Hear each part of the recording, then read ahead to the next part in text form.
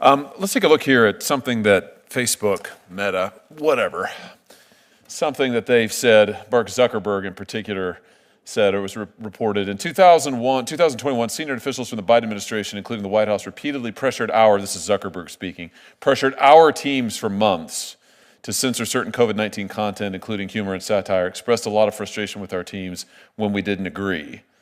Ultimately, it was our decision whether or not to take the content down. Hey everyone, welcome back to Hotnews Today. Today's video, buckle up. This one's gonna shake you.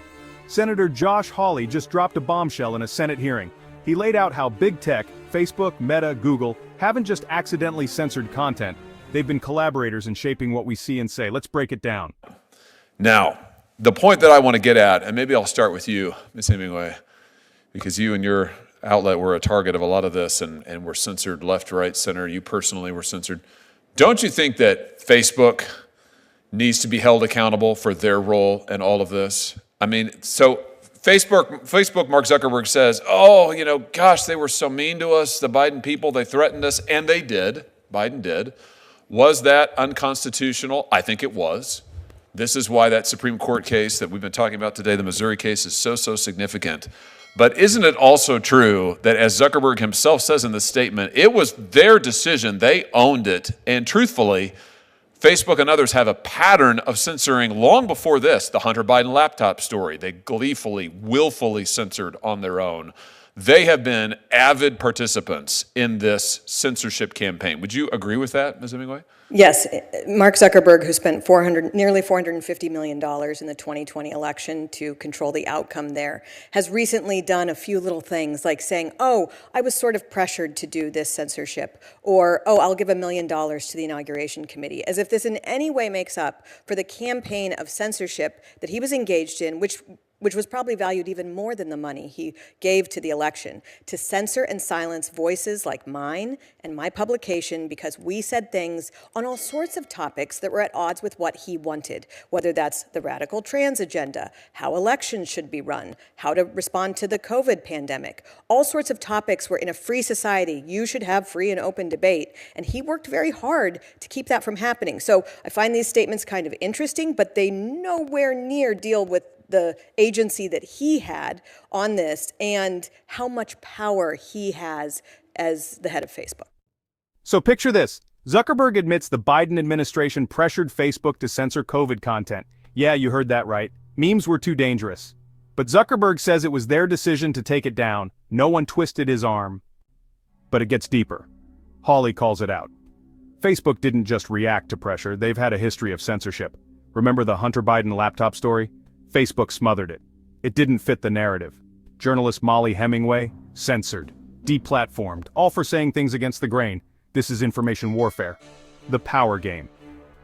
Now let's talk about power. Zuckerberg didn't build Facebook to connect the world. He built an empire to crush competitors and ideas. Hawley says this is what happens when a monopoly has a political agenda, and it's not just Facebook. Google rigs search results to sway voters. Documented testimony shows this. It's about control, not innovation. He has worked to destroy competitors who might break that power up, challenge that power in any way. He has used that power to stifle competition. He's used it to stifle views he doesn't like.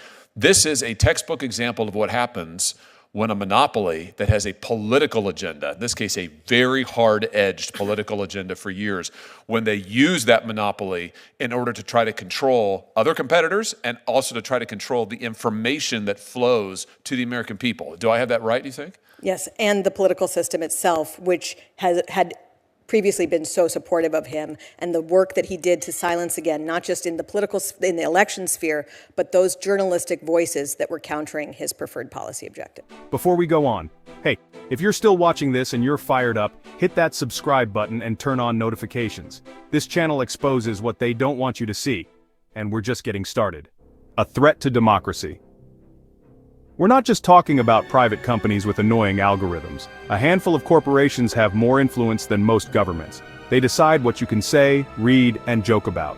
Until we confront their power, this problem isn't going away. They've manipulated elections and silenced journalists. This isn't a glitch in the system. It is the system. These are massive monopoly corporations that have political agendas that have been using their market power to try and influence Actually, that's not strong enough to try and control outcomes in our political system. That is a problem. And I would just submit, until we deal with their power, this problem is going to persist. Thank you all for being here. Mr. Chairman, thank you for having this great hearing. Final thoughts. So here's the truth. Facebook and Google didn't get dragged into censorship. They ran into it headfirst, smiling. And now, people like Senator Josh Hawley are finally putting it into words. Thanks for watching. Smash that like button if this resonated with you. See you in the next one.